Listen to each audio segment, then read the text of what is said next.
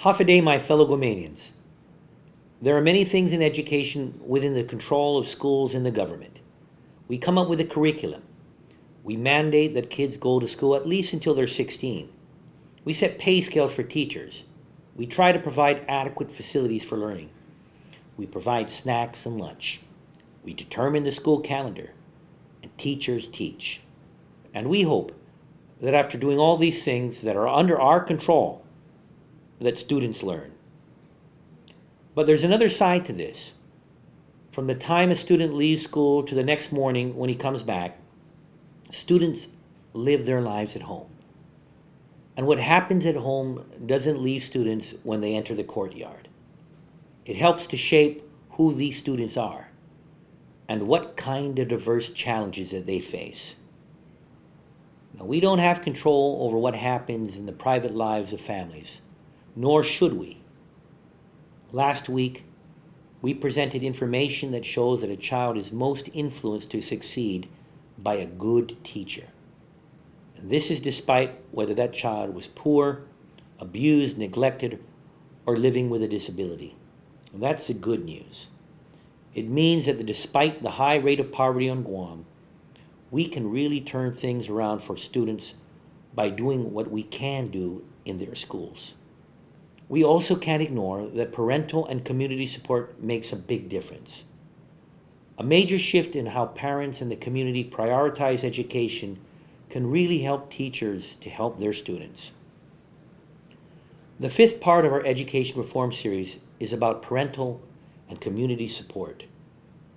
Though this support is not as important as the reforms needed for learning and teaching, it is needed. Teachers and students already face an uphill battle towards success with the deficiencies in the curriculum and the gaps in teaching and learning practices. There are things that make this even harder for them.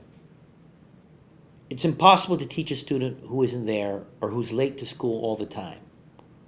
Or how about students who need after school or weekend intervention, like tutoring, but they can't make it because they don't have transportation?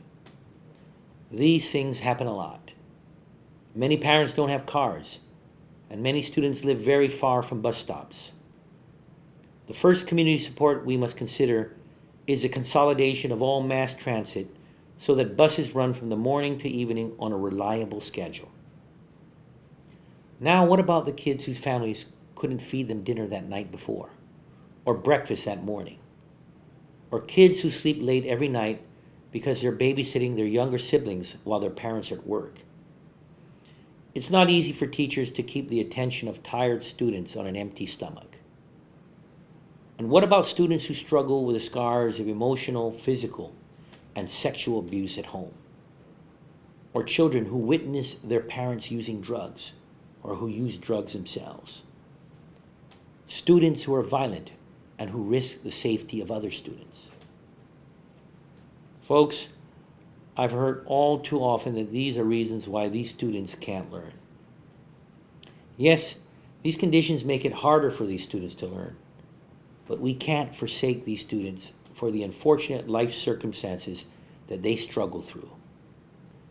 And these certainly can't be excuses for ignorance or failure.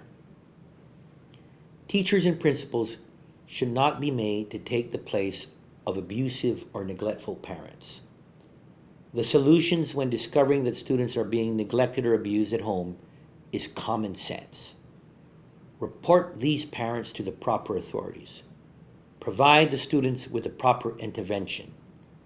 Part of that solution requires other government agencies to take these calls very seriously and to do their part.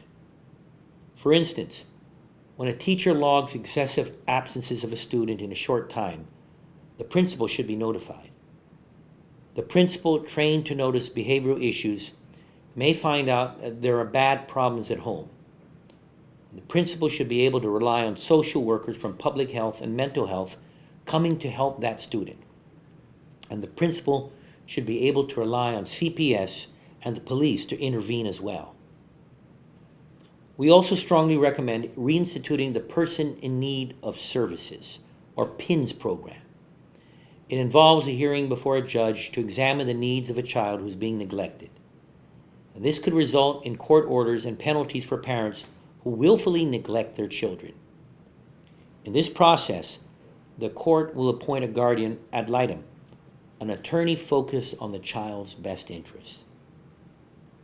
Now, I've just talked about a host of punitive solutions for the children of abusive and neglectful parents. But that's just a small part of the solution. We have to understand that there are many more good parents who try really hard. They wish they could go to the PTA meetings, but how can they when they're always working? How can they check their children's homework? How can they adequately feed their children when they just don't have enough money for full meals? If we've been trying to get parents in the community to be involved for years and it's not working, then obviously we need to change our methods. Now, for years, the model has been to hold events at school, like parent-teacher conferences or the occasional school play. We've opened up the schools for parents to get involved with education. Well, why don't we bring the education agenda to the parents? Now, hear me out. I've got some experience with this. For the past decade, every 2 years, I've walked the streets asking the people to vote for me. Over this last year as governor, Ray and I have gone out and asked the people about their problems and their ideas for solutions. One of the comments that many have made to us is that they never thought government cared about them until we knocked in their door. So why don't we do what Machinanao Elementary has been doing? We should develop a team of volunteers from every school and start knocking on the doors of residents. We can talk to parents we've never talked to before. We can see their home situation firsthand. We can better understand what the students go through and offer help that way. We can take the mayors with us. And I'll tell public health and mental health that this is a priority so that social workers can go too. We'll canvass the villages and get parents in the community involved. And it's not a novel concept. We can also involve the uninvolved students in extracurricular activities. And this will mean more parents will have the incentive to be involved.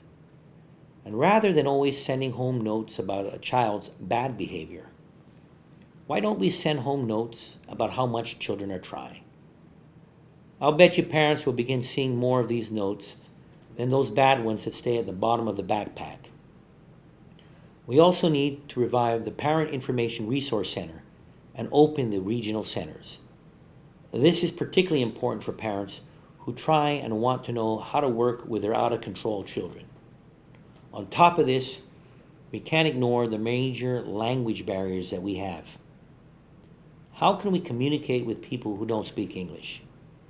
And this requires partnerships with the Consulate General offices and with church groups who can help.